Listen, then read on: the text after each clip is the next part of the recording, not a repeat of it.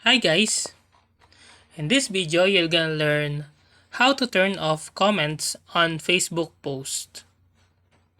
Well, some individuals may prefer to limit the interaction on their posts to maintain their privacy or control the conversation. By turning off comments, they can prevent unwanted or inappropriate comments from being visible to others. So, here are the tips you can do to turn off comments on Facebook.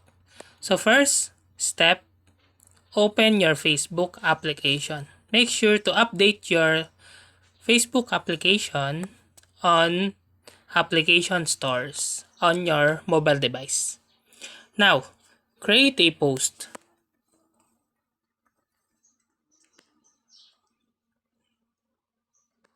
So let's post this one. You can see now your post on Facebook. Now, tap three dots at the post, and in here tap who can comment on your post. You can choose now here public, which is anyone can comment, friends and established followers. So your friends on Facebook and people who have followed your page or profile for more than 24 hours will get the access to comment on this post. Friends, your friends only on Facebook can access on this post, and last, profiles and pages you mentioned.